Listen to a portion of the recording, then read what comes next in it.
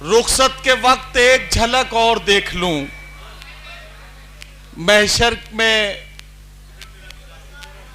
नहीं, मैं क्या है, महशर में फिर तेरा दीदार हो न हो। ये शेर जब पढ़ रही थी नूरी परवीन, यकीन जानिए शायरा की मेहनत में कोई कमी नहीं थी। वो पूरी मेहनत से अपना कलाम आपकी खिदमत में पेश कर रही थी, लेकिन चूंकि ये इंतजामात के मरहले से अभी ये मुशायरा गुजर रहा है, मैं तो किसी तरह से आपका सामना कर रहा हूं, लेकिन जाहिर है कि एक शायरा पूरी दिलजमई के साथ आपकी खिदमत में अपना कलाम नहीं पेश कर पाई। मैं बहुत ईमानदार नाजिम हूं इस मामले में, बहुत आपकी दुआएं भी मिलती हैं और बहुत इस मामले में बदनाम भी हूं। नूरी परवीन को जिस तरह से आपने सुना, आपका बहुत शुक्रिया। मैं वादा करता हूं कि जैसे जैसे मुशायरा आगे बढ़ेगा, एक मौका मैं नूरी परवीन को फिर से, जब माइक सही हो जाएगा, फिर से दूंगा, ताकि वो आपकी खिदमत में, अभी नहीं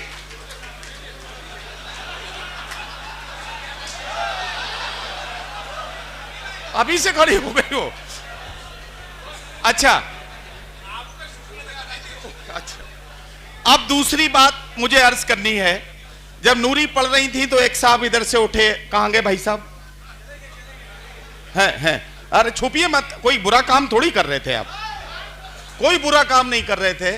नूरी परवीन जब पढ़ रही थी तो ये एक नोट लेकर आए, और आज के दौर में हिंदुस्तान में उससे बड़ा नोट कोई दूसरा नहीं है। यानी 500 रुपए का वो नोट था जो नूरी परवीन को ये अपनी मोहब्बतों के साथ देना चाहते थे। मैं बताना चाहता हूं कि मोहब्बतों के, आपकी मोहब्बतों की हम कद्र करते हैं, लेकिन ये मुशायरों की रिवायत नहीं है। लेकिन आपके इस मोहब्बत को हम कबूल भी करते हैं। मैं आप अभी नहीं रहा, मैं आपसे एक वादा कर लेना चाहता हूं। ये 500 का नोट अपनी जेब में संभाल के रखिए। अल्लाह ने आपको बहुत नवाजा है, अल्लाह आपको बहुत बरकतों से नवाजे। घर जाइएगा, अपनी अलमारी में से 2000 रुपए और निकालिएगा, 2500 रुपए इनको करिएगा, और कल किसी सीवान के जरूरतमंद बच्चे को किताबें खरीदवा दीजिएगा। हमें लगेगा कि हमारी मेहनतें वसूल हो गई और हमारा काम पूरा हो गया। ठीक है साहब, अब आगे बढ़े। ओके ओके ओके, अब आगे बढ़ते हैं। नूरी परवीन पढ़ रही थी, बड़ा रंगीन सा माहौल हो गया था। आपको पता नहीं उनके शेर सुनाई दे रहे थे या नहीं दे रहे थे, मुझे तो सुनाई भी दे रहे थे और दिखाई भी दे रहे थे। वो पढ़ती जा रही थी और मैं सोच रहा था कि इश्क टूटा तो इस्तिखारा किया, और फिर इश्क ही दोबारा किया। वो पढ़ रही थी और मैं सोच रहा था कि तुम्हारा क्या बिगाड़ा था जो तुमने तोड़ डाला है। ये टुकड़े मैं नहीं लूंगा, मुझे फिर दिल बना कर दो। वो पढ़ रही थी और मैं सोच रहा था कि गुम अगर सुई भी हो जाए तो दुख होता है, और हमने तो मोहब्बत में तुम्हें खोया है। ये मोहब्बतों के जज्बात की तर्जुमानी है, उसी को समझ में आएगी जिसने कभी मोहब्बत की हो। आमतौर पर नौजवान इसके लिए बदनाम हैं कि नौजवान मोहब्बतों की बात करते हैं या मोहब्बतों में मसरूफ रहते हैं, लेकिन सच बोलना मेरी आदत है। असल काम बुजुर्गों ने बिगाड़ा है। मेरी बात अगर गलत होती तो आसाराम बापू जेल में नहीं होते। इससे आप अंदाजा लगा सकते हैं कि काम बिगड़ा कहां से है। एक बात जरूर कहना चाहता हूं कि आप लोग बिल्कुल अब मेरे मतलब के हो गए हैं। जमाना था कि हम जब महबूब जुल्म किया करता था, उस वक्त का शायर और आशिक चुपचाप अंधेरे कमरे में बैठकर आंसू बहा लेता था। हम इस तरह के शेर कहते थे, उधर मुंह फेर कर क्या जिबा करते हो, इधर देखो मेरी गर्दन पे खंजर की रवानी देखते जाओ। सुने जाते न थे तुमसे मेरे दिन रात के शिकवे, कफन सरकाओ मेरी बेजुबानी देखते जाओ।